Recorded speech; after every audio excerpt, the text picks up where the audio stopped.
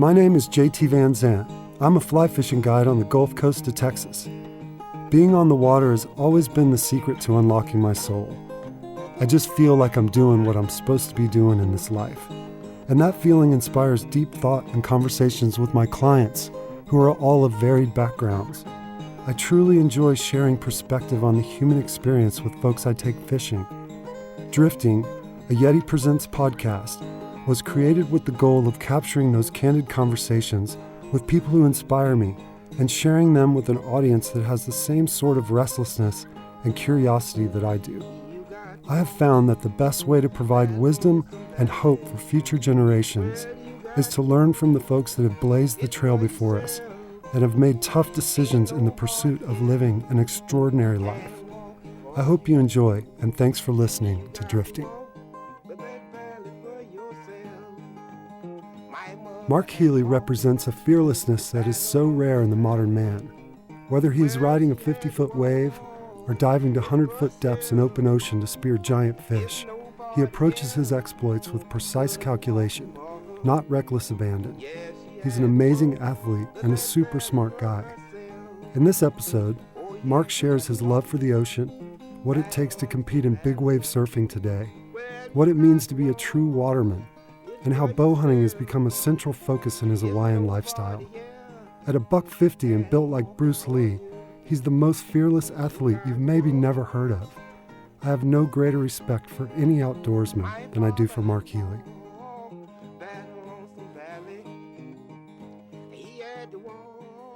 Dude, Mark, thanks so much for making the trip. Oh, thanks for having me. Any excuse to come over to Lanai, man. You were like in Indo for 3 weeks and got home the same day you traveled here, had like an hour nap at home before you switched gear and came. Yes. No one knew if you'd show up or not. I gave you a 99.9% chance just because there was hunting on this side. Yeah, I barely made it just because the traffic was so bad on the North Shore, like by the skin of my teeth. I was like, oh my God, I can't do this again. Because the last YETI shoot, I think I missed 2 flights, which is very uncharacteristic of me. But I mean, you're leaving today. Yep. Supposedly, right?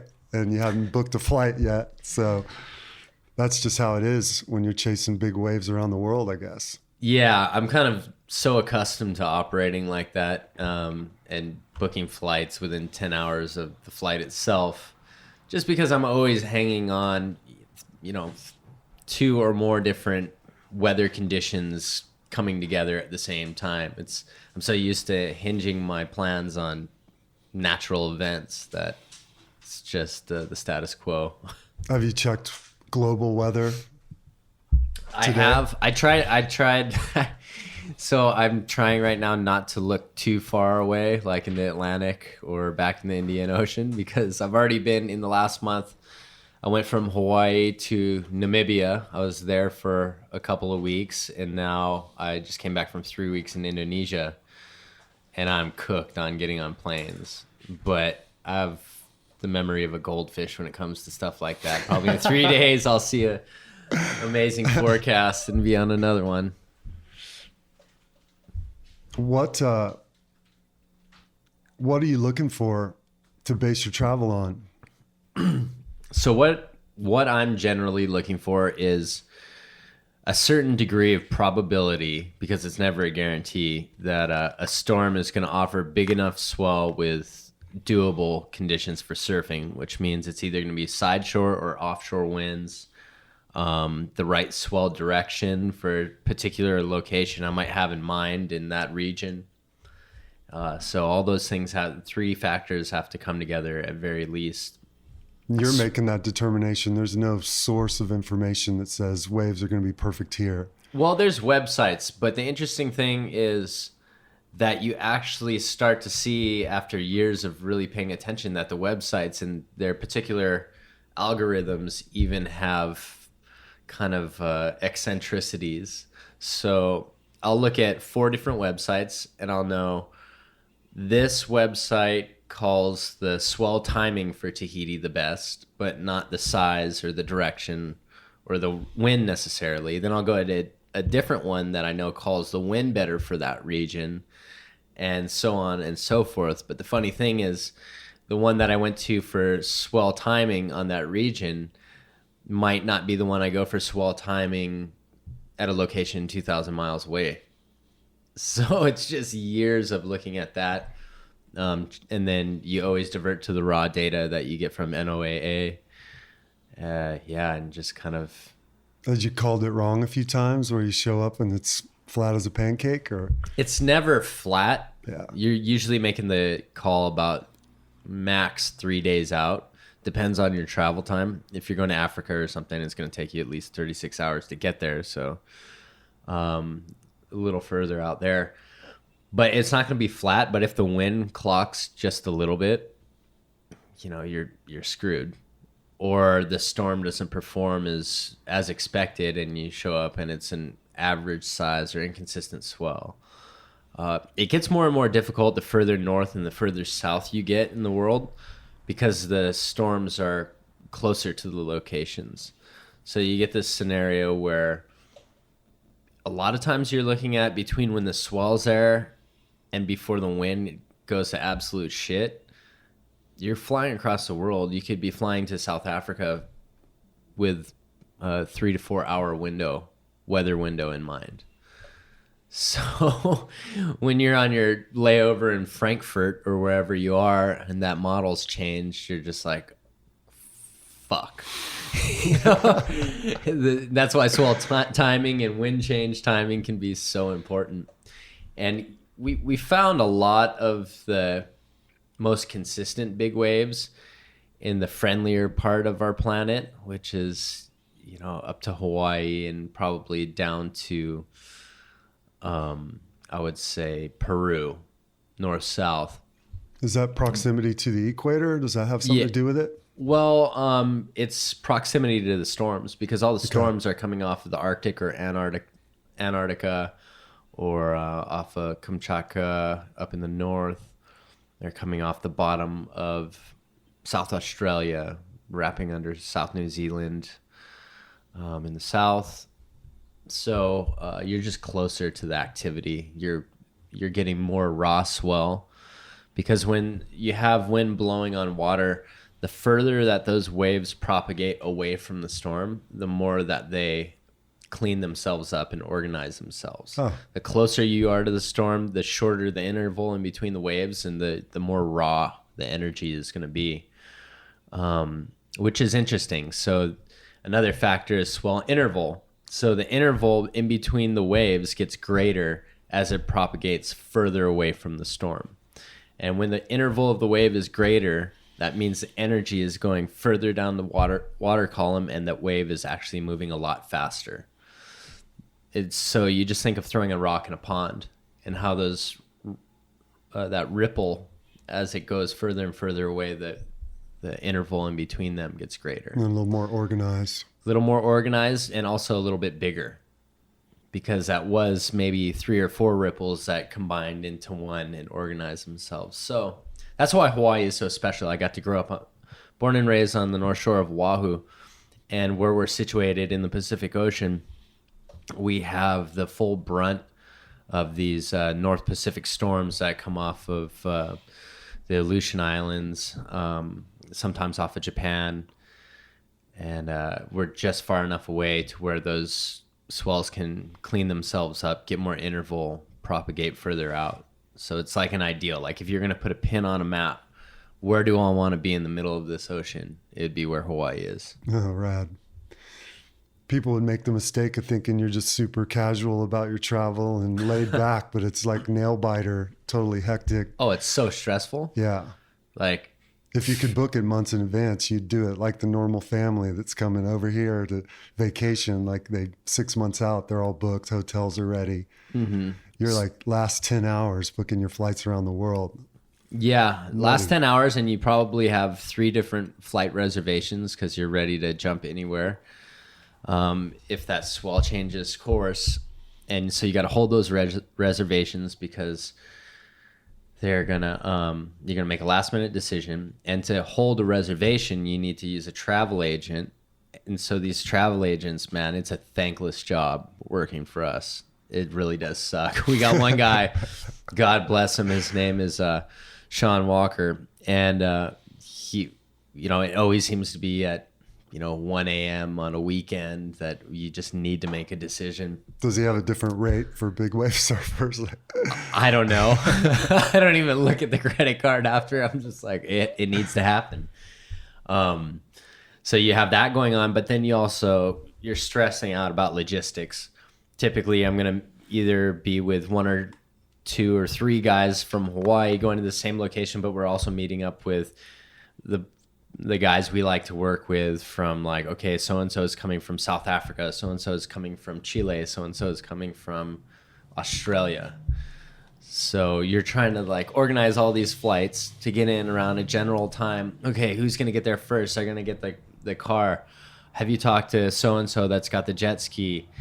Are we going to have, do we have a rescue driver, or are we going to have to take turns doing rescue? Who's the photographer? Because we can't just go and surf for shits and giggles. Like, it has to be documented. Yeah. Like, content is our job. That's why we get paid to do this.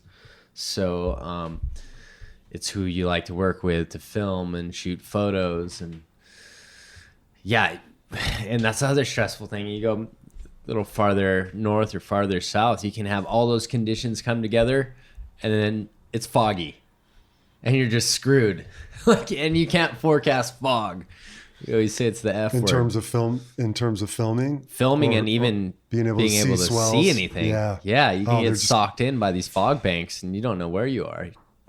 So it's there's a lot of factors. With that in mind, like, how do these big wave competitions take shape? That's why are they last minute too? Yeah, they're all last minute. So I kind of pulled back from big wave competitions. I love to do the ones that are actually at really good big waves, especially if the swell is going to be good. But to commit to like a full season of the tour, it just fucks your schedule up so bad. And honestly, the money's not that great in it. It's not worth how much it screws your schedule up, because you got, I think they call it 3 days before the event. But kind of the sketchy thing to me is, you're at a birthday party. Oh, it could be anything. Come on, it's time. But also, you're kind of stressing me, because if it is one of the premier like giant storms of the year, you're like, what if where they're having the contest is not the spot to be? Then you're like in a heat surfing for maximum just under 2 hours throughout the course of the event.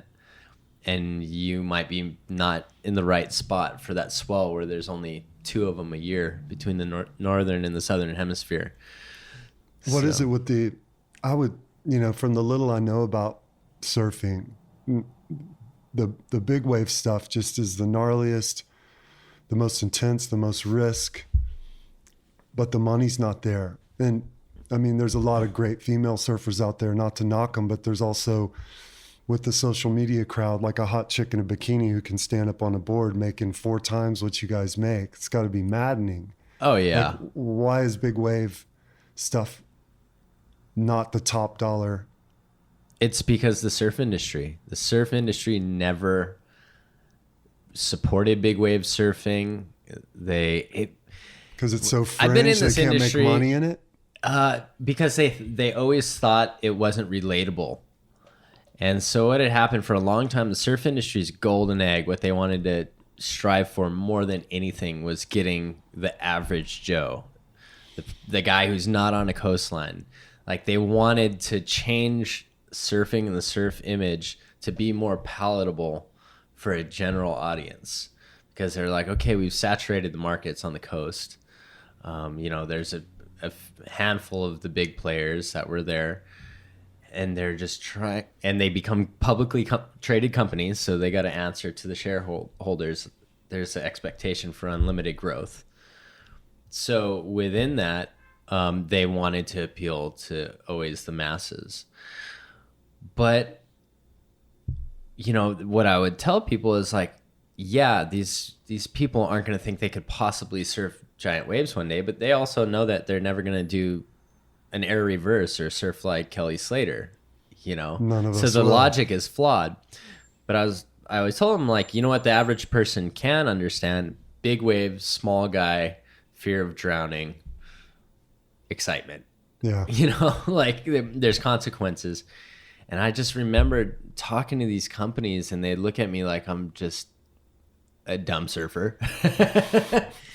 And yeah, there's just these ingrained ways of thinking within the surf industry, and they still, even though like those decisions and that way of thinking has pretty much tanked the surf industry and it's fallen on its face so many ways, the people who are still around will not change their way of thinking. It's this like old boy mentality. I don't know, man. I don't understand it. It doesn't make logical sense to me.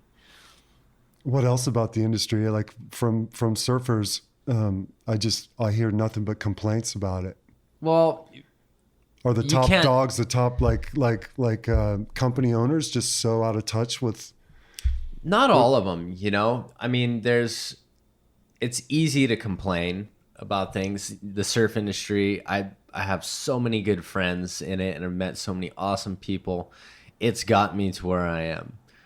It's afforded me an amazing life. It wasn't handed to me. I've always had to fight tooth and nail for it. But I think it's just the expectation of unlimited growth. It's this thing that Selling we have product. in business and in America in general. It doesn't happen. You know, it's funny. Business will take and assume the same kind of rhythms that nature will or mathematics will. They all start to want to find equilibrium and even out. So you can't have unlimited growth as a company. Yeah. And I think business was just so good in the 90s that you could make a lot of bad decisions and still survive. And a lot of people got a lot of confidence because of that. And then when reality kicked in, and, you know, 9/11 especially, that's when it really started. Because the first thing that people do when they're scared about money and their financial future is that they stop spending money on like luxury items, and surf brand stuff is kind of the average man's luxury item. Yeah. So once the economic times got tough, they didn't switch gears from how they had been conditioned and thinking we're all geniuses because we've been so successful. But it's because largely the economy was so damn good for us for a while. Do you think too people are unwilling to dedicate the time and effort these days to get good at anything? Like, for instance, golf is just tanking too, right? It takes 6 hours to play around. You got to work at it for months or years just to hit the ball. Mm-hmm. And now they have like bar setups where you have a giant driver and a bigger ball and you hit it at a screen and everyone sits around with pitchers of beer. You think that the industry's tanking a little bit because people aren't willing to put in the time to become good at surfing?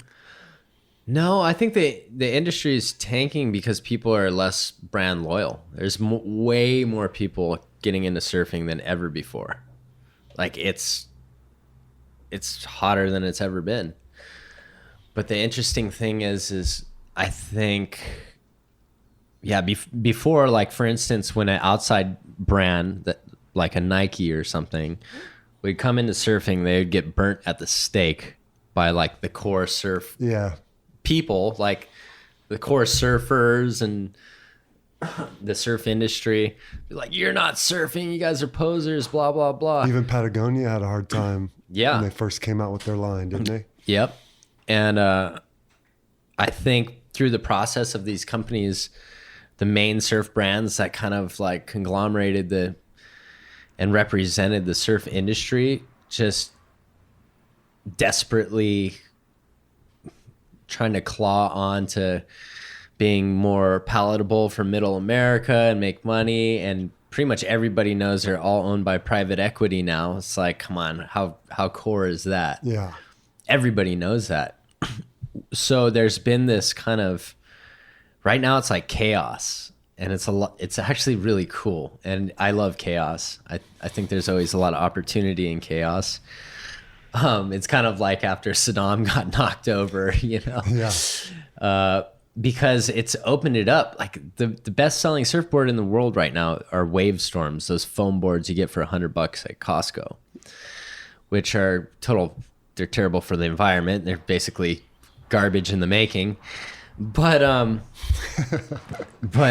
it's interesting that people aren't as brand loyal. So like your average person is buying like non-surf brands. That's a hardcore surfer. Like they're not going Quicksilver head to toe, Billabong head to toe, or whatever brand it is.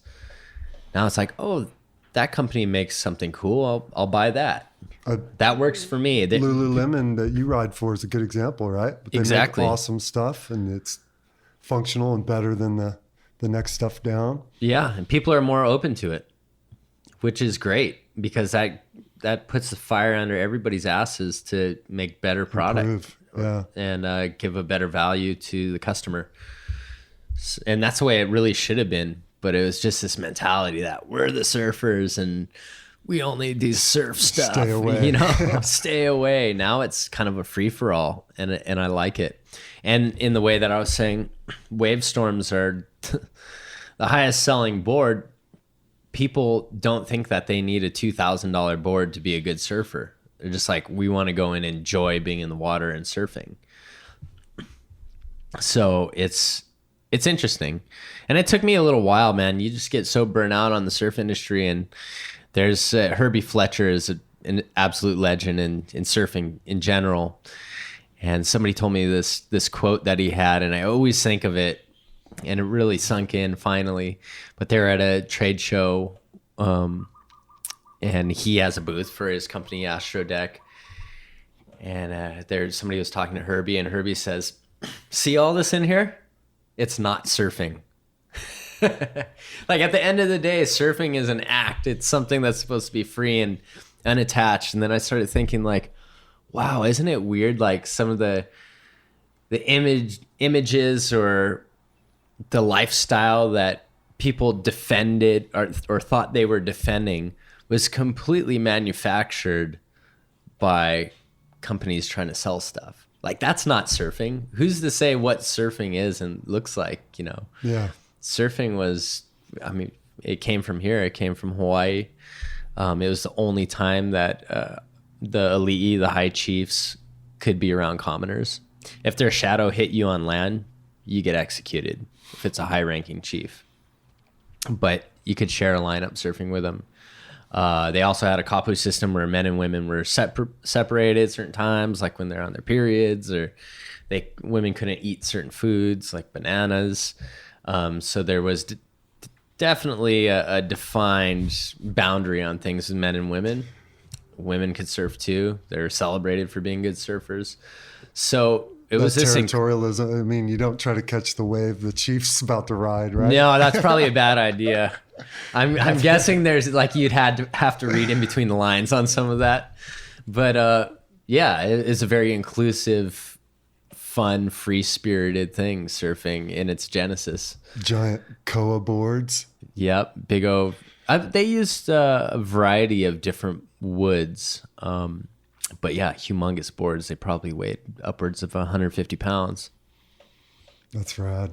So growing up, it seems like all you guys were taken out in the sea before you could walk, essentially. How old were you when you I have no idea. were introduced to the water?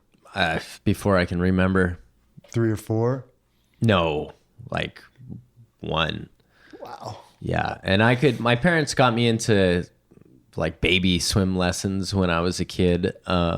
So I actually could swim before I could walk. And I don't even have a beginning point that I can remember that I was in the ocean or surfing. Did you surf with your dad? Mm-hmm. Tell me about him. So my dad he grew up in Hawaii. My grandfather was in the military over on Oahu. So dad grew up in Hawaii. He was super into kickboxing, boxing. He was like Wahiwa Golden Gloves up by where we live. Grew a ton of weed. Split home when he was, I think, 16 or 17. Moved down to the North Shore with which is where I'm born and raised and still live. We all still live. Yeah, just down the street from them, right? Yep. So special. Yep. And met my mom there. My mom's from Mississippi, and it was her first day in Hawaii, and she bought some weed from him. The rest is history. So they're going to be so upset that I'm telling this story on a podcast. That's right. We'll edit it out. Because they're totally been straight and narrow since I was born. It's only weed. Yeah, exactly. So what are your earliest memories of surfing with your pops? Oh my God, they're horrific. They're like life and death. And I always say, This is now your comfort zone. Oh yeah. Like, so we would go out on a board that was completely inadequate for like two people to be on. Like, it was his normal surfing board. It wasn't like a big long board. And he would put the leash on my leg, and he'd wear fins, like swim fins. So that's a little cue as to how successful he thought we were going to be. And I had a life jacket. He had fins on. He wasn't even thinking of standing up at any point. It was we're going into a suicide mission every time. And I basically learned when I was like maybe 4 years old. We'd go out to waves that were overhead on a grown man, at least 6 foot faces, and just eat shit on every wave. If he could see the board bobbing in the white water, he knew you were attached to it. Yes, exactly. That's why the leash was on me. And I would just be getting skull dragged by this board and just like waterboarded. And I remember I'd be like coughing up water, just get completely pounded, and he'd catch up to me, and I'd be crying. No. And as soon as we'd get into the channel, like my goldfish memory would kick in, and I'd be like, let's go back, let's get another one. And that's how I learned how to surf with them. And on your own, by 6, you're standing up, I'm sure, huh? Oh, yeah. Probably earlier than that. And then started going more to mellow waves sometimes, and get pushed into them, little rolling white waters. That's a lot better for learning. And just started from there. What does it mean to you to be a waterman? Describe the meaning of that term, what all is encompassed in that. To me, being a waterman is having a general knowledge of how the ocean works and how to be a part of that energy, and how the animals work as well, and how to navigate and just kind of hold your own. The way I always put it is, a real waterman, if you got plopped over in like Portugal or something, within a year, you'd know how to be a successful commercial fisherman. You'd know the coastline well. You'd be able to navigate it, and you'd be able to possibly ride the waves really well. And you see these people that are just super talented. Anything that they touch, it's kind of like some of the guys that you'll go hunt with, like just badass outdoorsmen, mountain guys. Like, you could drop them in the Himalayas and they'd figure it out a lot faster than it would take a lot of people, or figure it out to a degree that people who are born and raised from that place might not understand it at. To me, a waterman is somebody who can do that in any ocean in the world. And that's a full-time job, lifetime pursuit. You're not going to get there on your weekends. I'm not trying to. I think if you're trying to get there, that's one route, but then it becomes kind of like a Boy Scout badge or something like that. I think people who get really good at things typically have a natural love for it. You have to love something to put that much time into it and really enjoy it.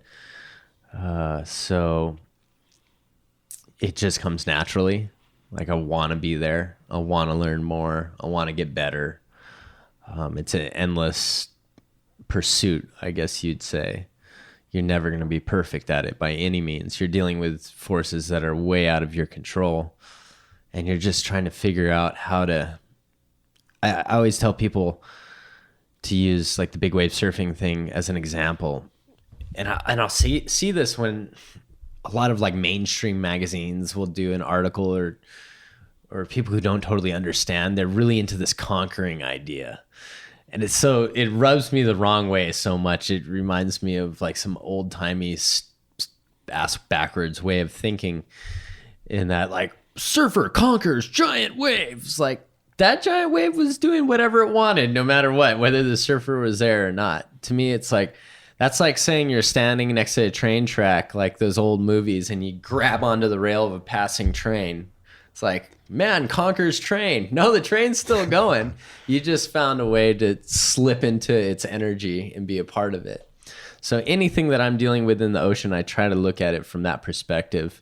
Even, whether it's spearfishing, like I'm trying to slip into the habits of the fish that's based on the movements of the ocean and whatever the moon's doing. And I'm just trying to slide right in a smooth way and be a part of that environment for a little bit. Did you ever have doubts that was what you were put here to do? No. Were you pretty singular focused your whole life on the ocean? Well, I like it. Most of my friends will tell you I'm definitely a social guy. I love being around people, but probably more so than a lot of people, I'm totally fine with being alone. And I like having alone time. And I like getting the hell away from rules and bullshit. And just getting into raw nature where your decisions it's cut and dry. There's no referee. There's no politics. It's like, you make this decision poorly, you're going to be punished. If you make a good decision, you're going to be rewarded, and you're going to be a part of something. And what you're being a part of is something that all of our shared ancestors have been a part of. To me, that's truly what being a human on planet Earth is. You're experiencing life at that point. You're not being affected by other people's ideas or how they think the perfect world should be, or politics. It's you being a human on Earth. It could be 2,000 years ago. It could be today. You're having that shared experience with every other human before you. I think that there's something really special about that. Land is hectic, man. Water is everything. Mm-hmm. When did freediving come into play? About the same time that my dad was chucking me over the falls with the board wrapped to my leg. I had this little yellow life jacket that it was almost like a dog who knows what its leash means, and the dog gets all excited when you're carrying it. Like my dad would bust out this little yellow life jacket I think they got from Goodwill or something, and I would get so stoked because that meant we were going in the water. And he'd also put that on me and drag me on his buoy when he was going spearfishing. So I would just watch. Fish are hanging out. Exactly. I can't believe he did that shit. There's no way I would do that with a child. I've seen too many things happen, to that stringer of bloody fish on that buoy. It's almost like it's about a 10% chance that it's going to get taken from you. So I'd just be there getting smacked in the face by fish tails and hanging on and watching him. And with a mask on? Yeah, with a mask.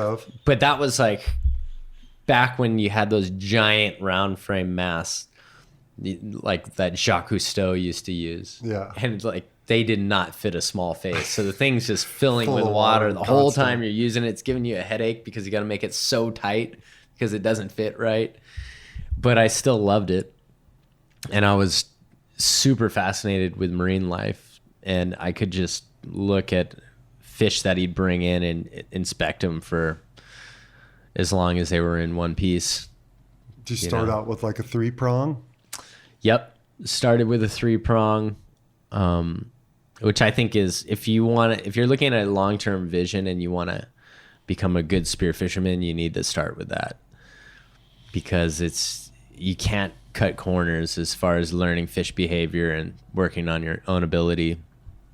So it's just chasing fish. Super up close and personal. Is that analogous to a bow versus a rifle? Yeah, definitely. It's actually, I would say it's a difference between a traditional bow and a compound bow. Okay. But yeah, it's not like I was shooting good fish when I was a kid. I was killing everything that moved in front of me. I actually still feel bad about some of the fish I killed. But my dad made a rule. He was like, if you kill it, you got to eat it and you got to clean it as well. I'd just be like, that definitely kept me from killing everything in front of me. You're like, ugh. You're like, damn, that tastes like shit. And damn, it was hard to clean this little leather jacket. Everyone else is eating ahi and you got like a puffer fish on your plate. But I did find out what was good eating. What was very rarely do you find the intersection of dumb and slow and good tasting. But I pretty much figured out the only ones that had those two qualities together. I spent a little time in the Sea of Cortez, I want to say, like back in 2004. And the sailboat I was on had a few Hawaiian slings. There was nothing to do but swim. And I was chasing bass around, and they'd just always be trailing away from me at the speed I was going. And if I ramped it up, they ramped it up too. And finally, this big fucker went behind a rock in front of me. And I kind of saw that he immediately turned back around to poke his eye out. Mm. And I had already jolted behind the rock from the other side and just drilled him from like 2 feet as he was looking the wrong way. Mm-hmm. So that's what you're talking about, right? Just developing an understanding of their behavior and figuring out how to get close, how to get that shot. Yeah, learning. It's just a chess game while holding your breath. And it's really interesting. And that, like how I said, a waterman can apply their skills to other places pretty quickly. As you get this general set of knowledge, you can take little bits of that fish knowledge and apply it to a similar fish in another location. So you can learn a lot faster. Wherever you are, if you just start learning fish behavior in the area you're in and remember those lessons and try to recognize what similarities and what differences are in a new location. So that's building the foundation of fish behavior knowledge, I guess you would say. So little lessons like that, you remember that, you still remember that, and you're going to try to apply that somewhere else. And it may or may not work, and you adjust from there. You told us about what you're looking for to chase big waves around the mm-hmm. different conditions. What are you looking for when you're planning a dive? It depends where you are in the world. So water temperature is going to be a big factor.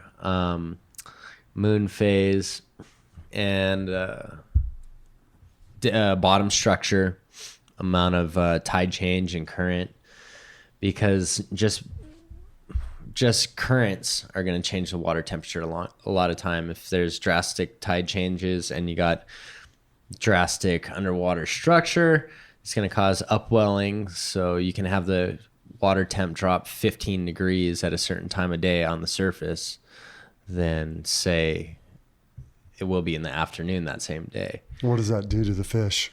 A lot of the bigger fish in tropical locations tend, like large dogtooth tuna, they like to stay in cooler water, it seems. Or at least if they have a choice, they prefer it. And so when you're getting cold water up, the deeper water is also a bit more nutrient rich. That upwelling is going to cause the bait to pile up. So you have kind of all these factors coming together to be favorable for a large predator to be in the area. So that's just one example. But just knowing what kind of structure and locations that target species frequents. So you surf, you free dive, you hunt, you also fish rod and reel. Mm-hmm. You wake up on the North Shore. What drives that decision that day? What you're going to do? Well, sadly, and I'm trying to change this about my life, but it doesn't seem to be working. We were talking about this yesterday, I think, is I'm stuck doing emails and phone calls half of the days till like 10 a.m. So that robs me of my morning. Land life sucks. It does. It's bullshit. It just depends on the conditions that day. Like I usually keep like a little breakdown spinning rod in my truck. I got basic dive gear in my truck at all times. And then I grab a board and do one or two of the things that I have or go work out. When you were a kid, after your dad's coaching and you were riding waves, as a blue-eyed, blonde-headed kid, did you face some of that politics on the North Shore, trying to get your spot out there? Oh yeah, you got to earn it. Nothing's given to you. No one's just gonna hand it over. It's a finite resource, and there's a lot of people vying for positions. Yeah, I mean, I definitely wouldn't say that I had probably any any extra leg up that I could have had. I definitely started from the basement as far as social standing or anything like that. You know, we were poor. I was a Healey kid. I didn't have like any connection to the surf industry whatsoever. Yeah. So it was just, but I, when I was younger, I didn't expect to be a professional surfer. I wanted to be a marine biologist. I got really good grades in school. I wanted to go to college. I like learning. I don't necessarily like school that much, but I do like learning. And you left school early and did it on your own, right? Yeah. What grade were you in? After 7th grade, I just did correspondence. So I got to travel around the world. Listen up, kids. Bail out as soon as you can. It's bullshit. Well, this is the thing is I did kindergarten to 6th grade at a private school that had like a high level of learning. Then I was like, this place is getting too small. There's only like 13 kids at class. Some years I'd only have one other boy to hang out with in the class. I was like, man, I want to go with my friends at Kahuku, which is middle school going to high school. And it's like nothing bad about the school in general or anything. It's just me and my personality type. But I went there. I was in the whatever, before it was politically incorrect, I think, to say like the accelerated classes. And I was relearning everything that I had done in 5th grade, except for the language classes. It was everything I did in 5th grade from mathematics and science level. I was like, wow, I am wasting my time in this place. And then if you actually look at how much time you're learning out of the day you spend in school, you're only learning for maybe 2.5 to 3 hours a day. But most of the time is just learning how to be conditioned and institutionalized. It's like, okay, join the herd, a bell rang, go to this room. Like, how much time do you spend in transit? How much time do you spend at lunch? Yeah. Like on Wednesdays, I remember it was just the most ass backwards thing. Our final period of the day, it would be a half day, and your final period would be a 45-minute lunch, but they wouldn't let you leave. You had to stay there and sit around in the cafeteria at lunch when there's nothing else. Like, I don't do stupid rules. I just won't do it. Like, I'm like, fuck that. I'm out of here. As a 13, 14-year-old, you got that. That's pretty impressive. So I was in the herd, I have to say. But I was like, okay, if I could sit down and do 3 hours of work a day, I could learn things that are actually relevant to my life and my future, besides like the curriculum standards that I have to have. I can whack that out in 3 hours, no problem. I have the whole morning to go out, be at the crack of dawn in the ocean, and then the whole afternoon. And also I can do it on the road when I'm traveling. So I basically started traveling when I was about 14. And in surf competition? Just on surf trips, like photo and film trips. And that's when like your own photography, right? No, other people's creating content for surf brands. Yeah. That's how you get your trip paid. Because you're a photographer and filmmaker as well. Yeah, I dabble. So when I was 14, I got to go to Fiji, which when I was a 3rd grader, if I had to do a article on or a paper on a country, I'd always pick Fiji. I was always fascinated with it. This is before the internet. I read every book on Fiji that the libraries in Hawaii had. So I'd order in books that they didn't have at the Wailua library by where I lived, and read them all. Super fascinated. And next thing you know, my first trip, I'm going to the exact place that I've always wanted to go. And I was like, oh my God, I'm living the dream. Why would I change this? Right. It's like, I think I'm going to do this professional surfing thing. College can wait. And yeah, just started. The rest is history. The rest is history. But No, there's a great lesson in that. I mean, you don't drop out and just be lazy and, no, you know, I could never do that. I could That'd do a make me lot insane. better than what I'm doing right now. These people are not helping me. I'm out of here. Yeah, the only way I would ever leave school is if I thought it was a real upgrade in my learning capacity and life capacity. And oh my God, there's not a day that goes by that I don't regret making that decision. It's been awesome. That's impressive, Mark. But I've tried to, the thing was, I was like, okay, I really tried to hold myself to, I'm not going to college. I'm not furthering my education. All these places I'm going to look at it like it's my college. Like, I'm going to learn about this culture. I'm going to go out of my way to learn about the history of the place. I'm going to talk to people. I'm going to stay another week after all the surfers that I'm with bail, and I'm going to go stay in a village. So I looked at it as an education at the same time. Yes, it was fun. Yes, it's exciting, but I also really tried to look at it as my unofficial education. You were saying that when you make the wrong decisions, you get punished. Mm-hmm. Talk to us about some of the punishment you've endured from the ocean. Oh, surfing man. and diving. Yeah. The list goes on and on. I don't know where to start. But I mean, The scaredest you've ever been transitioning from regular Hawaiian waves to big waves. okay. So that's a dividing line, isn't it? There's plenty of good surfers who don't go after big waves. Yeah. And it's a different kind of surfing. Even some of the best surfers in the world that are at that very elite level on the world tour, Catching air. top 10, yeah, doing that crazy progressive surfing. You get them in a big waves, and they look like a deer in the headlights. Like they can't adjust. There's just a certain level of commitment and the lack of hesitation and split-second decision-making with high consequences that you just got to get used to. Does Joe Coley have a shot at being a Joe's a big... got it. I inadvertently tried to drown him on the North Shore when Joe came and visited. Poor bastard. He wasn't set up for success on that one. Sorry to sidetrack. I had to bring that up because before I came out here, our beloved Joe, he, you know his face. He's like, dude, whatever you do not go in the ocean with that guy. Okay, disclaimer. I do take people in the ocean all the time successfully. There's this one area that has bonefish pretty regularly during the winter, and there's outside waves. They break and they kind of dissipate, and it hits a deeper spot again that's got sand in it. So the white waters dissipate right when it hits that spot, and you want to be on the edge of that. 100 yards out? Probably 150 yards out offshore. Paddle out there on stand-up paddles or longboards, and you go fish it and catch bonefish.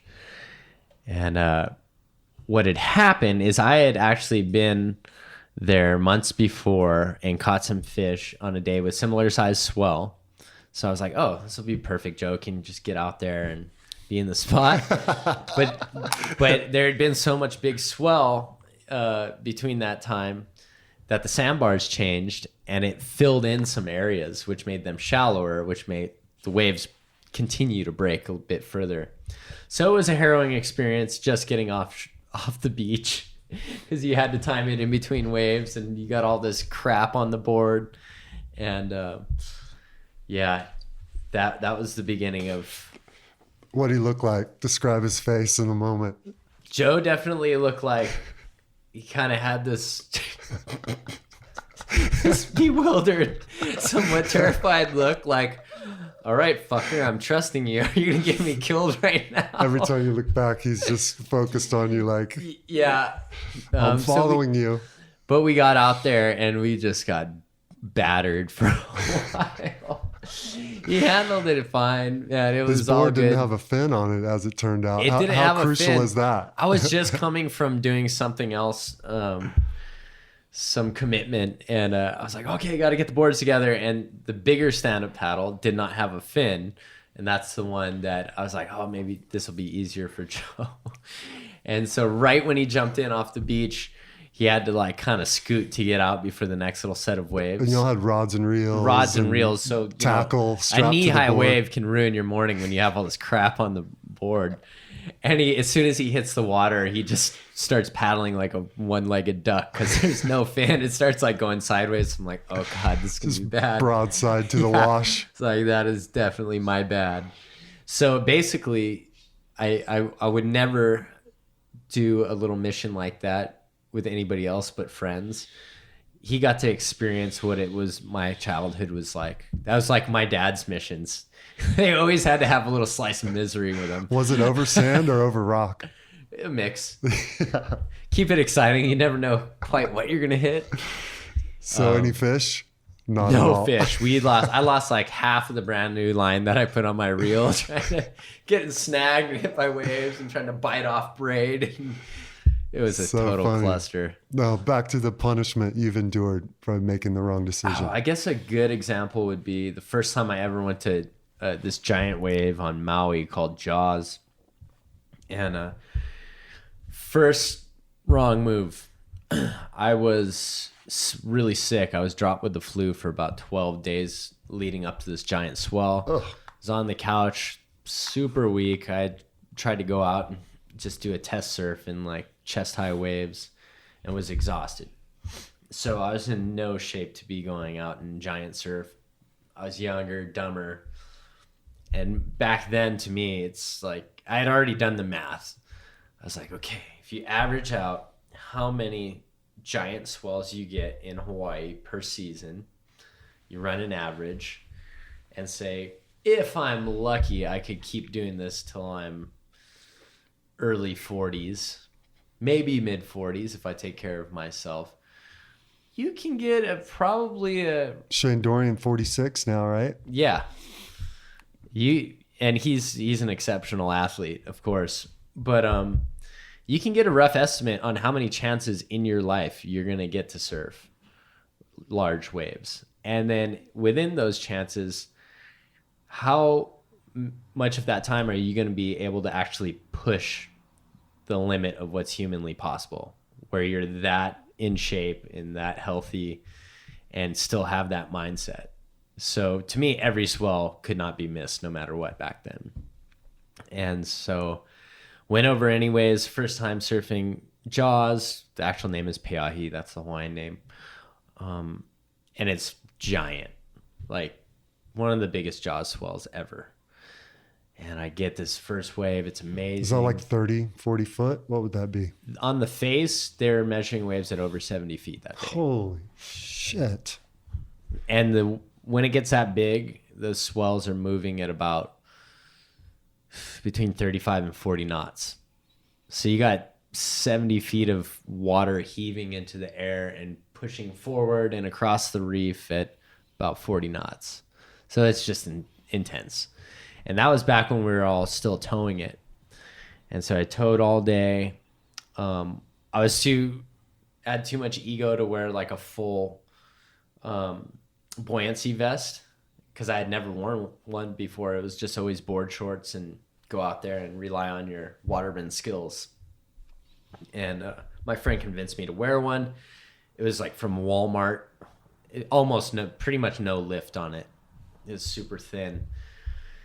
So later in the day, I'm getting tired. I'm really starting to cramp. I'm whipping my friend into some waves. Our jet ski's getting low on gas. We're going to have to leave soon. So I tell him, I want one more. I'm just going to send it on this thing. I'm going to try to pull into the biggest barrel any human's ever been in, which is a lot of risk because these giant waves, you can't always tell if it's going to throw out and make a barrel or if it's going to just clamp shut. And if it just clamps shut, you got, 70-foot column of water hitting you, like landing on top of you, and then the ass beating of your life. So I was like, wait out the back, don't go on anything but a bomb, and I'm just going to try to pull in on one. And sure enough, finally a wave came after about an hour and a half, and I'm like shaving speed off because I want to be right in the pocket and come around and pull in. And I started doing that, and sure enough, the wave, instead of throwing all the way out, breaks halfway down the face and lands on my heels. instantly from the impact, my eardrum blows. And I remember seeing my feet up in the air with the black cliffs, because this wave breaks in front of like a 200-foot cliff. My feet in the board up in the air with the cliffs in the background and white water coming around me, kind of like an avalanche catching up to somebody, and my board flying off my feet, because when you're towing you have straps, and hitting, and just the most violent beating, and it sounding like a jet was going off in my ear, and all the cold water going through my ear and into my throat, making me choke. And the zipper ripped on the vest, and it was coming off of one of my arms, so it got pulled off. And the last second, I grabbed it with my hand and just balled it up and hugged it to my chest. And I was down for a really long time. I could tell I was starting to black out, and both my legs just went, because I was already cramping and tired. And then when you have that much carbon dioxide in your blood and lactic acid at the same time, both my legs just locked in the most crippling cramps. I'm seeing color splotches. My chest is heaving because I'm getting that diaphragmatic convulsion that's trying to tell you got to breathe. And I was having the full, like, this is your life, seeing all the images, like, and your lungs are raw from 2 weeks of the flu. Yeah, I'm just blown out, and I'm just having the full flashbacks. And I was like, you know what? The only thing I can control right now is my mind. I have to get my mind away from my body right now. And so I started flipping through these mental channels and getting away from, like, this is your life, you're about to die, to what's going to keep me calm. And there's a particular fish, it's a gray snapper in Hawaii, and it's called uku, that's really challenging to spear. And they have this tendency to be in deeper water, and also when they come in, they know just how far the spear gun's range is somehow. And they'll come in, you're like, okay, and then it'll go away. You're like, damn. And as soon as you're thinking, I got to go up, it'll start taking interest in coming in, and they'll just keep you on the bottom forever. And I was like, that's my longest breath holds are with these. So I imagined, and I created this image of this happening in my mind. And the crazy thing is I was so focused on creating this image that I had to be completely wrapped up in that I still remember it in full detail. I made this, like, painting, this moving image in my mind that I still remember, and I just focused on that. No, I did it voluntarily, but I had to focus on something, and it had to almost seem real to me. Yeah. If that makes any sense at all. Sorta. I mean, no one's going to get this but you and you and the bros that surf big waves, but it's incredible. Yeah, I had to take my mind off of it. It ended up working. I didn't fully lose consciousness. I remember it being bright white light, because if you break your eardrum, I couldn't crawl across this room straight. Your equilibrium, you're spinning. It's like the most drunk you've ever been, like throwing up, can't stay up straight in your life. And so I just see bright white. My head's probably on its side, because you can't hold your head up when you're that spun out. And I took a little sip of air and kind of got some foam in too, and the next wave hit me. And that second hole down was worse than the first. The next 70-foot wave. Yeah. I ended up taking, I don't know, like 4 or 5 on the head. And the only thing, because I had no direction to go. I couldn't swim or expend any energies. I didn't know where to go. So it saved my life holding onto that vest. Are you getting pushed in and drawn back out, crushed again, You're pushed getting pushed in, drawn back out? You're making pushed in the whole time? Yeah. Thankfully, if I stayed in the same place, I would have drowned for sure. So if I had not let go of my ego like I did, and I was like, I remember making the decision as this vest was coming off my arm, like, do I need that? I was like, just keep the fucking thing. Stop being so stubborn. Had I let that thing go off me, I would have died 100%. They wouldn't have found me. I would have blacked out. It just had enough buoyancy to keep you coming back up? Yeah, I would have never been able to find the surface, which direction it was, or had the energy to get myself there. So that little bit of buoyancy allowed me to just try to be calm and not expend energy and just hold on to it and let it take me up when it takes me up. And yeah, so I did all that anyways. And I got on a jet ski. I was in the channel. Like I was throwing up in my mouth and swallowing it because I didn't want to look like a pussy barfing in front of everybody. I doubt you could have come off as a pussy. And it was really interesting. I saw my friend Sean Lopez at Pipeline probably a month later, and he was like, yeah, my dad, Victor, who's an amazing waterman from Maui, who was out that day on a jet ski, he's like, yeah, my dad said he grabbed you by the hair, threw you on the sled, and your eyes were as big as ping pong balls. And I was like, no, he didn't pick me up. Jamie, my partner that I went with, picked me up. And he's like, my dad said it was definitely you. And I'm like arguing with him. I'm like, okay, I'll settle this right now. I called Jamie up. I'm like, tell Sean that you picked me up that day. He's like, what the fuck are you talking about? I'm like, what do you mean? He's like, Victor picked you up and he put you on our ski in the channel. I don't remember any of that. That's how small the flicker of consciousness that was left in my brain was. I had like glad a 5 minute window. Have you, Mark. Yeah, glad to be here. How about in diving? I've heard stories about blacking out down there on a single breath, and I remember seeing you in some footage talking about the alarms that go off in your body and recognizing the ones that are crucial and letting the ones that are overprotective go. Yeah. And how far can you push that? What's it's a happened double-edged to you down sword. there? So that is the interesting thing. And that's part of the intoxication of learning free diving. So when I'm teaching people the dynamics of holding their breath and showing them ways to get better at it, you take people in there. Within 30 minutes, you have them doing stuff that they never thought in 100 million years they'd be able to do. So their mind is blown like that. It's always like, oh, I can only hold my breath for 30 seconds, like maybe 45 or a minute. And you just teach them the process and how to breathe and how to relax and the mental aids that you use and how your physiology works. So you understand what's going on. So you believe through the knowledge that you are capable of it, because belief is a big part of this. And you get them doing things that they never thought they could humanly possibly do. So it goes from, I can't do that, to, oh my God, do I have any limits? And there's this intoxication period, which is really dangerous because you haven't found what your actual limit is yet. So I think it's a very crucial time to have supervision. And even when you do know your limits, there's sometimes something unexpected happens underwater and you have a decision.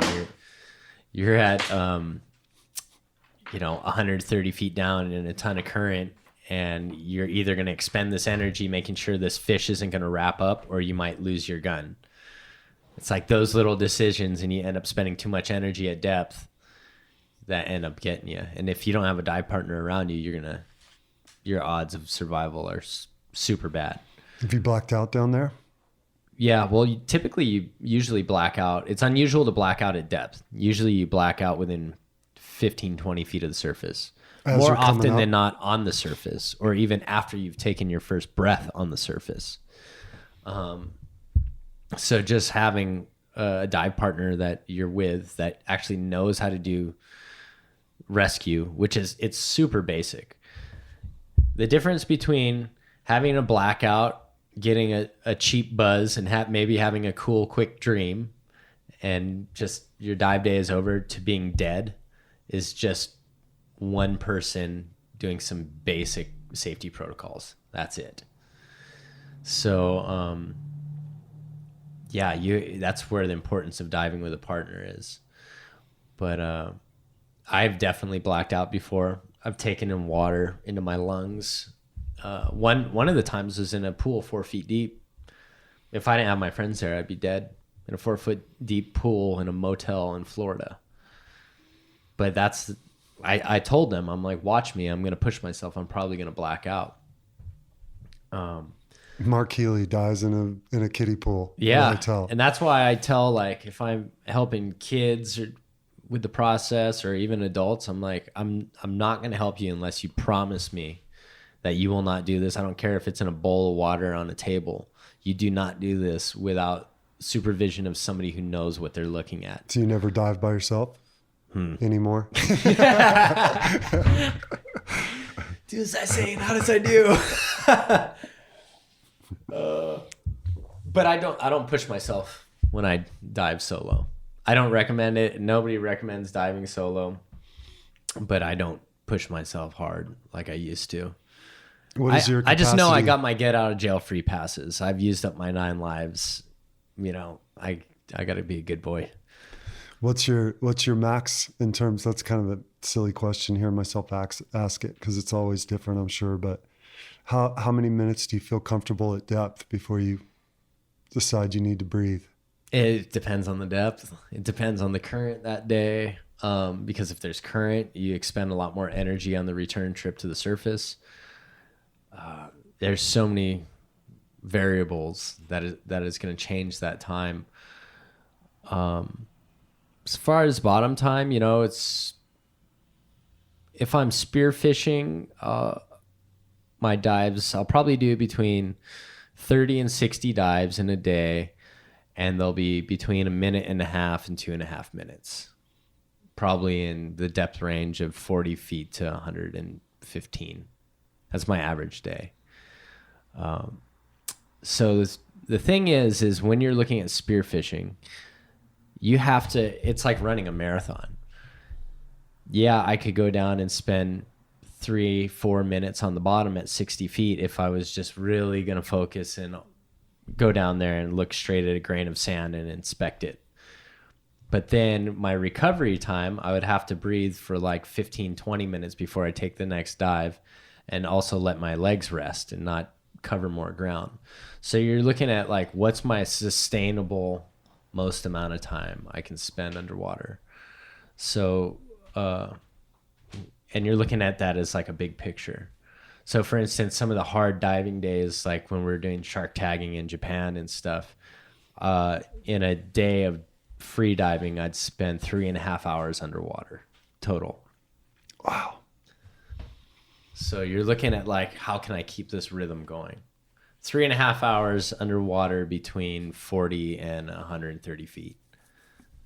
You're quick as a whip, man. Super witty. It hadn't done your brain any damage. No, it's more the impacts that do the damage on that. I lose my keys a lot.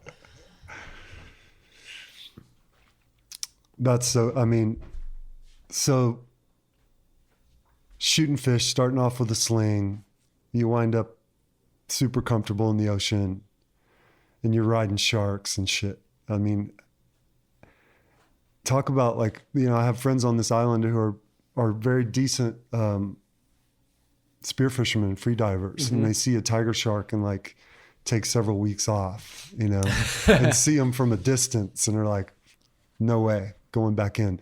How did you develop the fearlessness to approach these animals, interact with them? Well, there's a few factors. One of them is because I was spearfishing from a young age, oftentimes by myself, because none of my surfer friends like diving. It took me years to find other guys who are as diehard spear fishermen as I am. Is that you're way offshore, like 400 yards offshore, you got a bunch of fish, and a big shark shows up, like a tiger shark or something.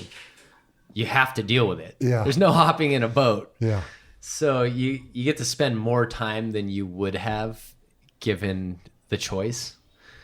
And so you're forced to get past that initial knee-jerk reaction of just terror and kind of deal with them. And then you realize, oh man, it keeps coming in. It's definitely more interested in the fish, but it will come and approach me, and it has a real awareness of where I'm looking. It's always trying to sneak up on me to investigate what I'm all about. And then after that, it's like, well, I really want to take a picture of that shark. next time, and you're like have your little disposable water camera hanging off your dive buoy, and then you realize like, oh, you get the photos back and they suck. It's like a speck. Like, oh man, I got to get really close to these things to get a decent photo. Then next time you see one, you're like, I want to get close to it. And you're like, this is actually difficult to get close to. And then you think back and you're like, those times that they came in, I thought it was right on me, but honestly, it was probably like 20 feet away. It was just in my mind. I was creating it. I always say it's kind of like how they've proven composite sketches from witnesses doing, police sketches is completely unreliable because people's brains work and memories work in a weird way during when you got a lot of adrenaline pumping through you or traumatic events. And I think that often happens with shark encounters. And the thing that really changed my mind on them, though, was we were diving off of Kayana Point on Oahu with two of my dive buddies years later after my first encounters. I'd been around sharks a lot. This big tiger shark came and approached me. He just started swimming vertical from like 150 feet straight up at me. So it's definitely completely interested in me. They usually use one of 2 or 3 approaches. If one doesn't work, they go to, tactic B in their playbook. So the vertical didn't work. I swam down at it. It was like, oh, shucks, it sees me. Then they go up on the surface and try to lose. So you lose them in the surface chop. And they'll come on the surface like full fins out of the water and try to get behind you and get real close to you. And then the other one is they'll try a diagonal. And this shark just kept coming back. And I had won this single-use power head with a 38 round in it in a spearfishing competition. It was like that attaches to the tip of the spear and impact triggers the primer. Exactly. And I was like, usually those are waterlogged from lugging them around with you for years, right? Yeah, we'll get to that. And so I told my friends, I'm like, man, if this thing comes back close enough, I'm going to put my power head on and I'm going to shoot it. Because the way I was looking at it is when you have and that's the other reason why I don't like to give sharks my fish, because in your conditioning them, they're going to associate other divers with food. You had fish on your buoy at the time? No, the fish were out on the jet ski, but we were chumming. So there was some scent in the water. And shark keeps coming back. We had stopped chumming like 45 minutes earlier. And so I put the power head on my smaller gun, and the shark's like on like about 10, 15 feet under the water coming right at me. And I was like, okay, I'm going to let it go right under me, which already that's bullshit logic on my point, because if it gets to the point of right under me, it's obviously not a threat to me. And I go to, no, actually it was coming in. I go to pop it and the safety was on. I was like, oh shit. And it's coming and I turned the safety off and it was gliding right under me. And I just pointed my gun straight down, shot it in the top of the head. And, which at that point, like it's going under me. It's not an actual threat to me. And this thing just pogo sticks off the top of its head and the round doesn't fire. So it just got like a little blunt force, like boop. And I'll never forget this tiger shark just rolling over casually and looking at me like, are you fucking kidding me? Like, what'd you do that for? We were cool, dude. And it just cruised off. And I was like, man, I didn't need to do that. Like, what if that round would have went off? I would have injured or killed this shark for no good reason besides me, like, replacing logic with fear. Yeah, justified fear, but nonetheless, huh?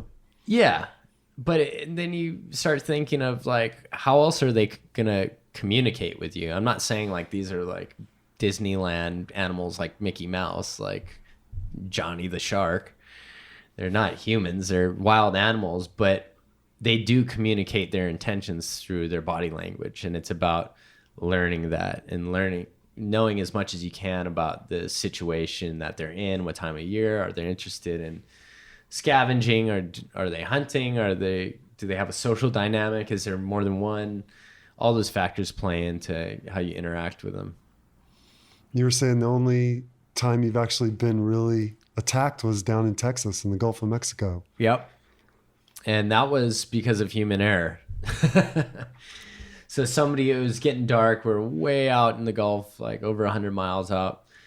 And it was getting dark. There was 2 problem sharks. And I pointed it out to Kimmy. Werner was on this trip. She actually shot the biggest wahoo that any female has ever speared and never did the paperwork for the record this day. But we lost a couple of fish to these 2 really feisty, bigger, dusky sharks. Like, granted, at any given time, you have like 20, 30 sharks around you, but they're mostly big silkies, and silkies are just kind of dumb puppies. There's a ton of hammerheads around, and then these 2 duskies that were aggressive and just had generally bad attitudes. They had taken a few fish. They're stuff like ticks with wahoo that they stole off of us during the day. So their actions and their aggressions got reinforced. So whenever you allow that to happen, which we weren't trying to allow it, they just beat us to the punch those times. They got rewarded for being aggressive. They're just going to keep pushing harder and harder. So it's the end of the day. It's feeling fishy. Stuff's lighting up. The sun's hitting the horizon. No fish come in. I'm the last one in the water. I start swimming back towards the boat, and all of a sudden I swim into this like frenzied action of about 30 sharks. Bee's nest. Full bee's nest. I'm like, whoa, what's going on? And I look below me, and I see the 2 duskies just coming up really hot, like straight under me in between my legs. And I see them from about 40 feet down. It's coming full speed. And I know this thing's coming and biting 100%. And so I'm just going to put my gun in its face, right? Or at least try to get my gun in its mouth. But the crazy thing is it's coming up so fast. You don't want to do that. Put your gun out early, because then it can just go around it. So it's like, wait. And as soon as it was about 3-4 feet in between my legs, opening its mouth, I crammed the front of my spear gun in its mouth, and it's biting on the front of my spear gun. And as it's biting, it's kind of swimming up and around me to my left. So if you can think of, I jam the spear gun in its mouth straight down, and as it's coming around up and to the side of me, that spear gun's coming out of its mouth. And I was like, man, if this thing gets on top of me, I'm fucked. He's coming in chomping, and you have nowhere to go. If you're on the surface and something gets its weight on you, that's like not a position I ever want to be in with an aggressive shark. Avoid at all costs. And so the gun was about to come out of its mouth. So the gun is sideways, like horizontal in front of my face, and the shark's here over my left shoulder. And I pull the trigger with my thumb. So the spear just shoots out the corner of the shark's mouth, and that's enough to make it run down. And as it's running down, the second one's right behind it doing the same thing. I have a breakaway rig on my spear gun, so I still have my spear gun stocked. My shaft is gone. And I cram the butt of the gun in the second one's mouth the same way. And at that point, as soon as I stopped that one, I was like, there's very, very few times that I've completely lost control in the ocean, and I've felt like I ran out of plan A, B, C, D, E. Like, I had no plans at that point. It was fucking, doesn't matter how much splashing you make, get the fuck to the boat now. And I have sharks hitting me. It's total chaos. I'm just waiting for one of those to come back. And is Kimmy still in the water, or is she in the boat? She's in the boat. And I get to the boat and do like my ultimate like pull up, fly head over heels into the boat. I'm like, oh my God. And I look over and I see why is one of the guys was trimming all the ragged bits off of a half wahoo that got taxed by one of those sharks earlier and throwing it overboard. So the sun's hitting the horizon in a sharky area where they've already been agitated all day, stealing fish from us, and he's chumming at dark while I'm in the water. I was like, fuck. Did you give it to him? Yeah, he got an earful. I was not happy. Texans. I'm not saying he was a Texan. I'm just going to leave that part out of it. But it was just, again, it was human error. it wasn't necessarily the shark's fault. It was a Usually- completely avoidable it usually situation. makes sense after you can evaluate it. There was a reason they were there behaving that way. Typically, right? There's almost always a reason. Yeah. No worries. That's So rough.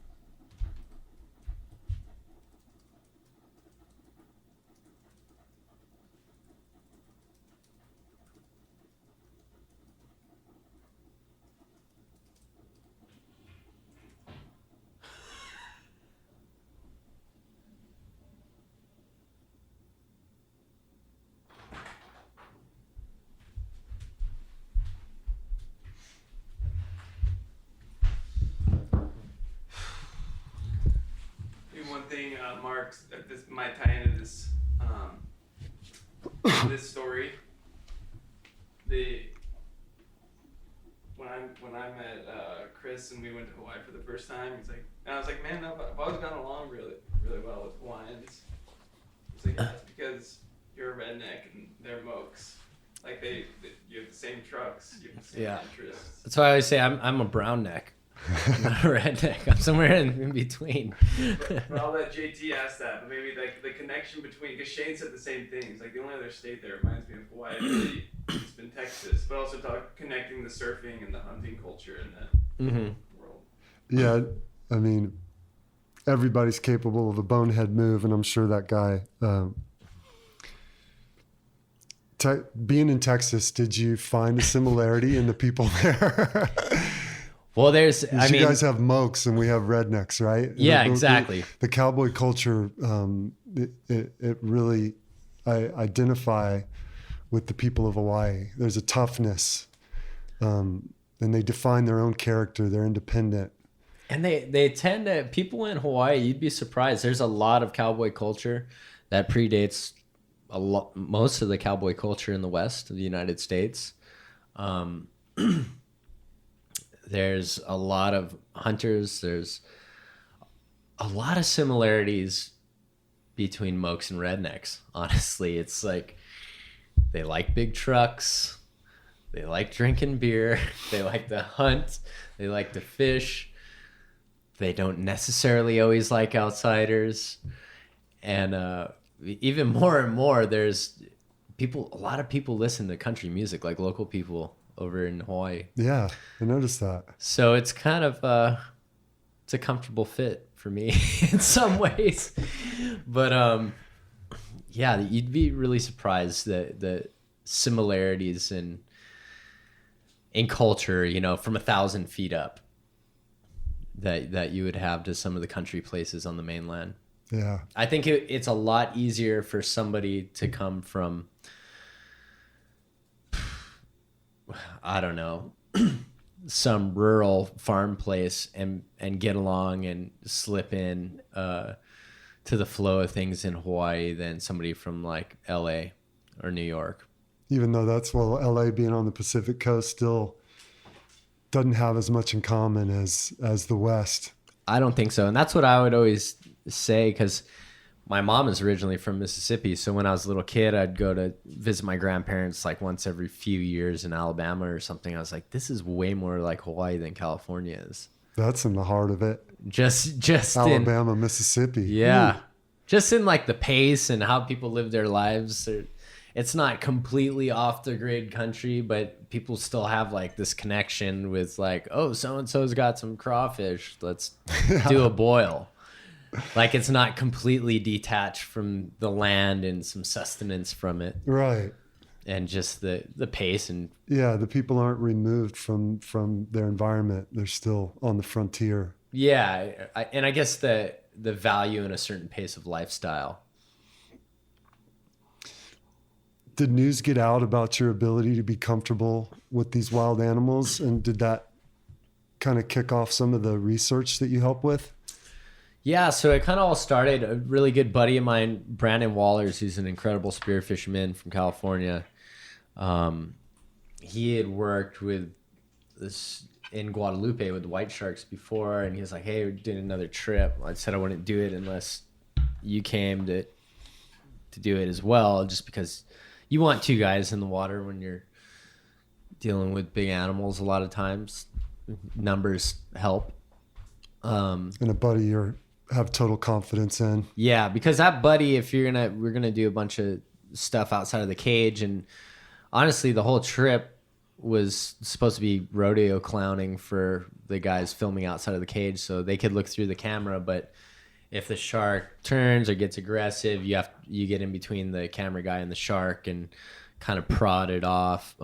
In theory, and it was gonna be a lot of out of cage stuff. So like if you have a shark coming in hot on you with bad intentions, you need to know that your buddy is going to swim towards it and meet up with you and kind of face off this shark, because they definitely get more timid if there's two of you than one.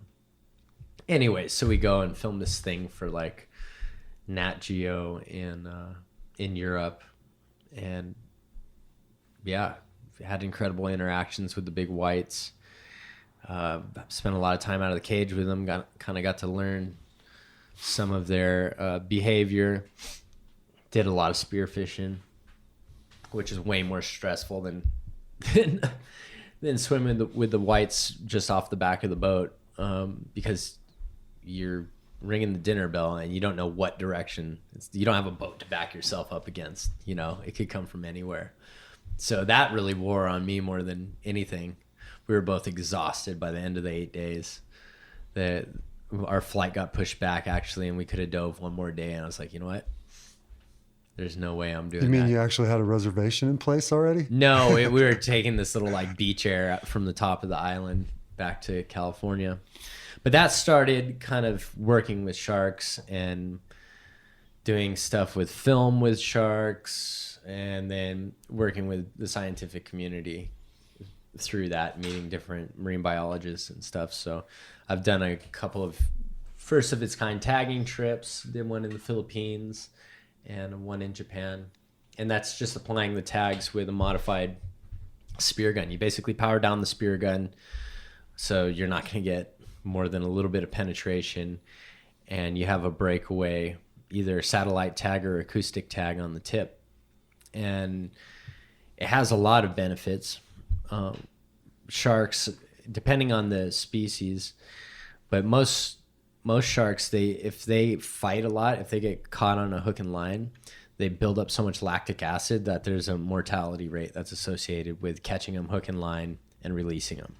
Even if you're trying to be really gentle with it, a big shark's going to fight a long time, and they get the tags in them, and they know this because of tagging them. Like a certain amount of them are going to die, but the information is so valuable to be able to help manage and save a healthy population of them, that you need to do it. There's no other option.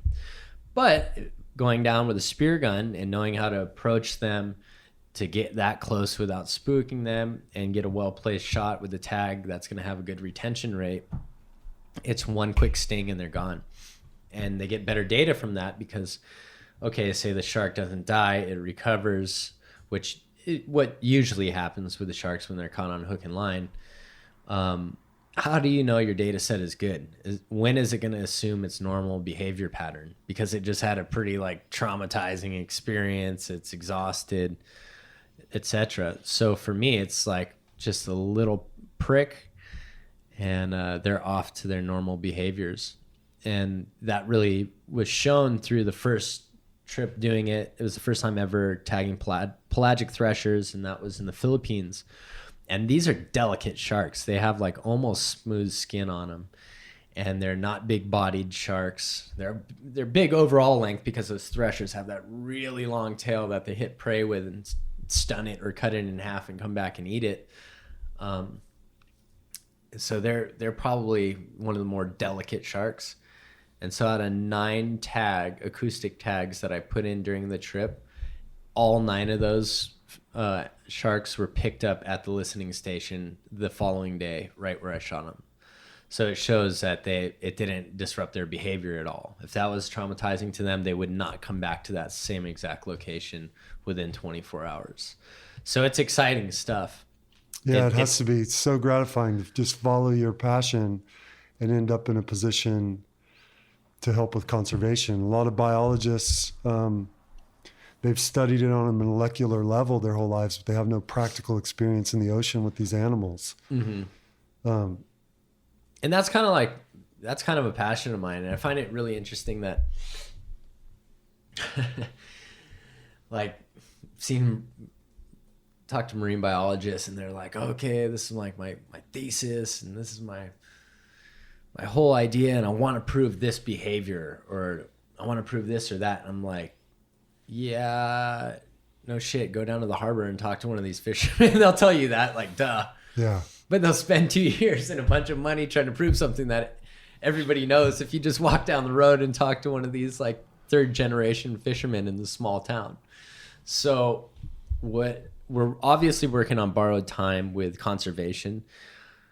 What I really want to do, and it doesn't have to be me doing it, what I really want to see, I should say, is more collaboration with the people with firsthand experience, those recreational fishermen, spear fishermen, the commercial guys, and the scientific community. And I think there's a lot of, I guess, a lack of trust in between those two groups. It's kind of like the political spectrum because you have these loud people on both ends that sort of end up defining the rest of the crowd when really most people are in the middle. You have a distrust from the recreational guys because they're like, oh, I'm going to give you this information and then you're going to use it to try to shut us down from having access. Which does happen. You know, sometimes these scientists, they got to get shit paid for. Yeah. And sometimes they got to get it paid for from wealthy people, and so who's funding its wife likes really furry, cute things. You don't think the information is going to get skewed to saving the furry, cute thing that might not even be like the thing that really needs saving in that ecosystem? So you get distrust from that side. But then you have guys on the fishing side, you have these guys who have this, they just want to take. They don't want any rules. They think freedom is having 0 rules, which that's not the way it works. All, fisheries need to be managed to a certain level. And then you have the commercial big boys that actually have lobbying power who are always going to want to be able to take more. So I want to see more collaboration with the people in the middle. How frustrated do you get with that? It's super frustrating because it becomes about winning an argument instead of the greater good of everybody. Can man self-regulate? Do we have that capability? I think we can when we get desperate. And that's the thing. And that's why I am always telling people to go source your food at least once a year. I know it's unrealistic to think that people can do it as much as I have access to, but go and do it just to give you perspective. Because there's so many veils in between us and where our food comes from. And I just use food as one of the examples because it's something that we do every day.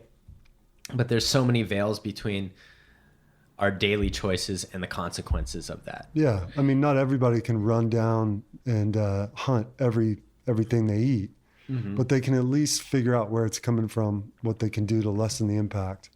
Exactly. And, those veils are there. That's one of the byproducts of a bunch of hardworking generations that have sacrificed their lives to afford us the lifestyle that we have today in America. So what happens, it's kind of like the guy who self-made billionaire was a street kid. He comes up and then he has a kid that's born into wealth and is a spoiled little shit, no matter how hard he tries to raise him with values and a work ethic. We're like the spoiled little shit generation of America right now. So Agreed. That ability to have these veils in between us and reality, man, people had to work for that. And I think they assumed that we'd still remember that we have some appreciation of that, but that's getting lost.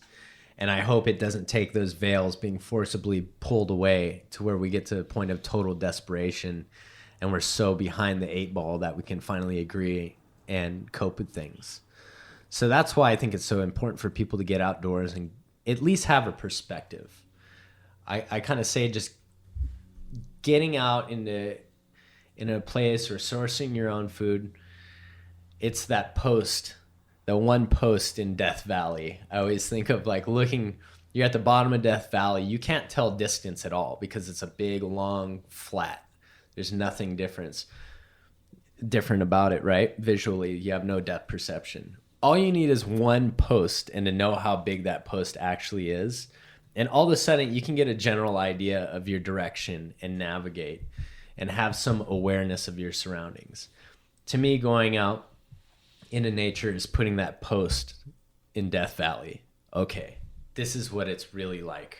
This is nature. This is what's going to be happening no matter what the fashion is, no matter what music's in, no matter who's in political office. Like, this is what we're dealing with on Earth.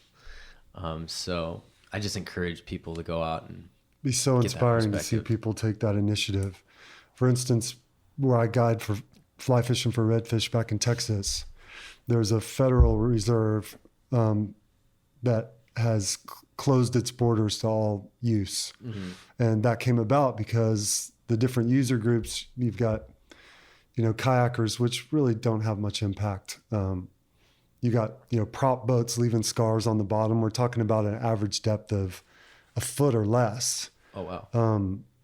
It's the only place in the lower states where the remaining whooping cranes come. There's about 400 individuals left in the wild. Mm-hmm. Airboats and prop boats run through there with that entitlement, messing up the seagrass, messing up the nesting habitat. And the feds take it away. Yeah. And now they're arguing and saying we have the right to this waterway and trying to find specifics in old law that make those navigable waters and basically win in court the right to go back to doing just what we were doing. It seems pretty clear that to modify our own behavior and to help preserve an area to where we don't lose that privilege to access those areas is by far a better option than battling with the feds and losing our access. But you just hope that dawns on folks, man.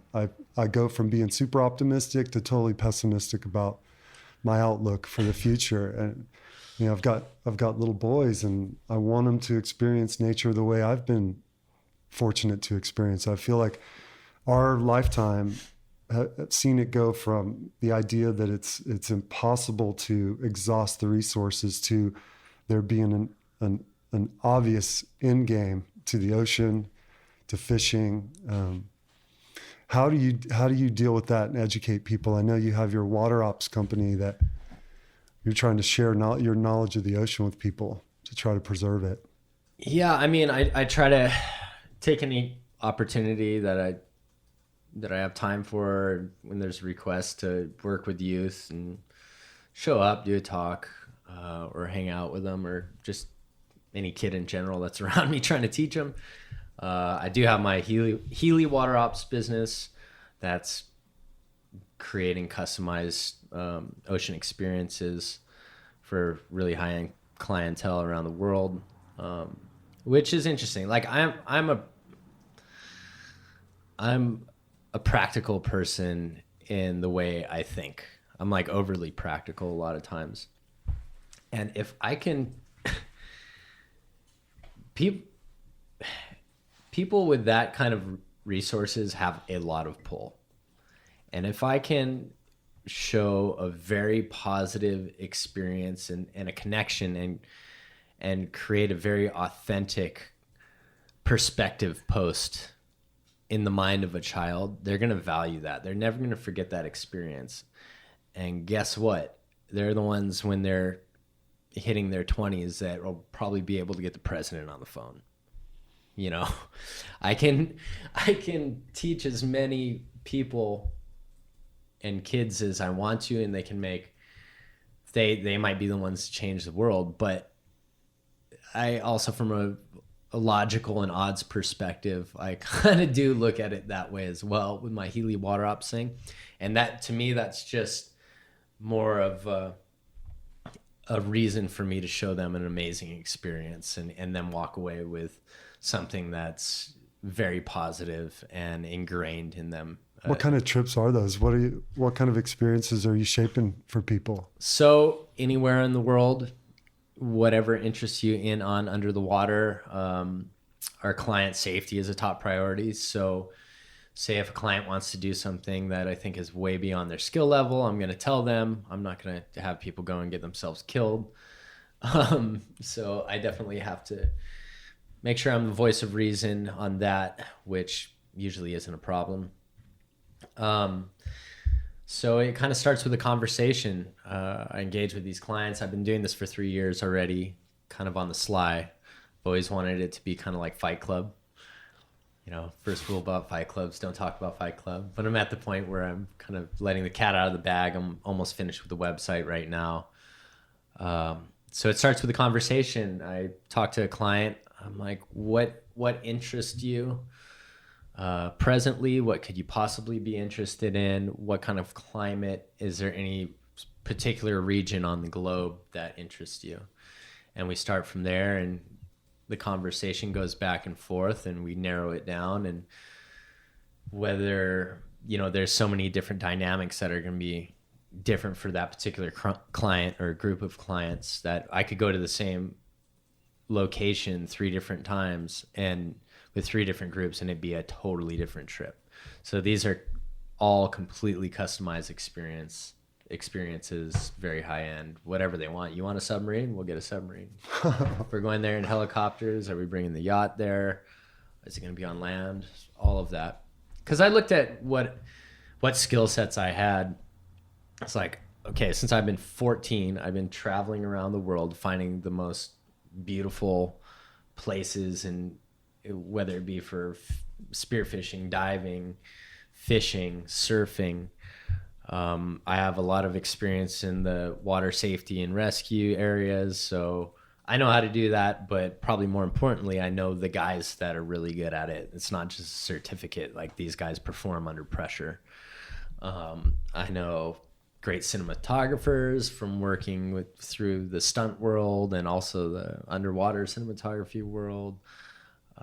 Know the best athletes in all the different kind of, if you're into foiling, if you're into kiteboarding, if you're into whatever, I have 1 degree of separation or less to the best people in the world. But it's not just the best people in the world. They have to be fun to be around and also good teachers. The best person in the world is not necessarily going to be the one that you want coaching and being along with you. So it's putting together that and experience with troubleshooting things in far-flung places and putting it all together, man. How many of these trips a year are you shooting for? I'm limiting it to 5 at the moment, just because I'd rather it be quality. That's the main thing that can't slip. That's a lot of logistics, as significant as these trips are. 5 a year is full-time job. Oh yeah, it's weeks of preparation going into any one of these trips, and there's a lot of moving parts that are behind the scenes, man. It's full on. Yeah. We've been bow hunting in Lanai for a few days. How about Bob the Butcher and Lori? When'd you meet those guys? Bob and Lori are awesome, man. I met them the first time I came to Lanai. I was actually with Shane Dorian, who was here with us, and Dave Wassel, who's coming in today. And was my first time bow hunting, and met Bob. He came to pick up some animals, and we went over to his house and watched him butcher them, and the rest is history. Is that? How special is his ability with the knife? Oh my God, man. And just how much he cares about the meat. Like he will soup Nazi you if you show up with an animal that's been sitting around too long. He's like, he won't even take it. Yeah. Like, you better take care of your animal. You better drop the guts, cool it down, have had a good shot on the animal. His level and standard of quality is unsurpassed as far as meat goes. And you can tell when you bring one of your animals to him, and he prepares it into the different cuts and bratwurst and all of that. It tastes cured so meats. amazing. Yeah, just I hate to tell the folks back in Texas that we're doing it all wrong, but we are. The cross contamination, throwing the meat in ice water to bleed it, or whatever the justification for that is. Like, when I hunted with him down in the woods and saw how they dealt with animals, it was a real eye opener, and took the respect for that process and to a whole nother level. Yeah. It's as fun as hunting the animal down, Completely. killing it, and immediately starting that show of respect for it in terms of preserving the quality of the meat. Yeah. And your yield is so much higher when you take care of it. You're not leaving almost anything on the bones, because it's all really good. He's leaving the bones in, like on the loin, which I'd never seen done. I've cut a dozen or more back straps out and never even contemplated that there was a way to keep the rib bone in it. Oh God, it's so good. That's my favorite meal on earth. Like, if I'm going to the chair, I want to eat that for my last meal. We'll stay a few more days and we'll I go. want to, man. I got stuff to do. But how long will you be home before you take off again? I'm gonna be. I need to sit down and relax and catch up on things at home. But I'll be. Let's see, how long will it be? And then I got 2 weeks. French Polynesia Yeah, for dogtooth. deep French Polynesia for very large wahoo and dogtooth tuna. Maybe some marlin there as well. So doing a spearfishing trip with Kimmy Werner, she's my sister from another mister and a fellow YETI human. So her and her boyfriend Justin, who's an awesome cinematographer and friend, and a handful of other buddies are going to go down and just have a good time. I've been sneaking down to this location for a couple of years now by myself, and I just wanted to share it with some friends. People drill you for what I consider to be really valuable and beautiful content. For instance, not a bloody mess, but a beautiful show of horns against an axis pelt in the field out here, or bringing up a tuna. Hunting with a bow and spearfishing is one of the most sustainable pursuits you could ever be involved in. Yeah, definitely. And I really try to portray it in the way I see it and value it. So for me, seeing a guy doing the grip and grin with this buck's tongue hanging out and a bunch of blood coming off of it, I mean, that's real. That's how it looks. So that doesn't put me off. And I can appreciate it from the standpoint, if I know how the guy hunted it and it just being an amazing animal, I can appreciate that. But still, even for me, being a hunter, there's something about it that doesn't sit right with me. Like, it doesn't. It's not what it's all about. I would liken it to, like, I don't like seeing things get hurt or killed. I'm not that guy. I don't get off on that. And I would liken it to seeing somebody in an MMA octagon getting just blasted in the face and their face just getting blown out.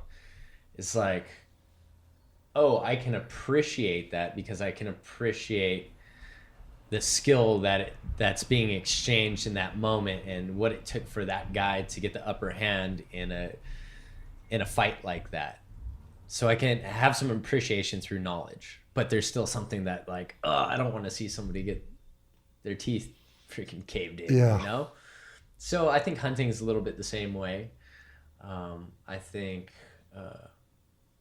there's a lot of beautiful things about it, and it takes education and some knowledge of the pursuit to be able to appreciate that. So, you know, I try to have imagery follow suit. What's your reply to folks who have a really hard time seeing that, but they're eating burgers and shopping at the grocery store? That's it. What's a mild response to those folks to bring them into our understanding of it? Because you got to get good at something first. You got to devote time to bow hunting and shoot at paper and get good at shooting your bow. Then you have to stalk the animals. You have to understand, get to know that animal and its behavior. Then you've got to know how to in the field get that meat taken care of. And ultimately, on a level like Bob the Butcher, have a meal with demi-glaze and a bone-in axis loin. I mean, is there a greater appreciation for that animal that you could possibly... There's no way. It's impossible to have a greater appreciation for an animal.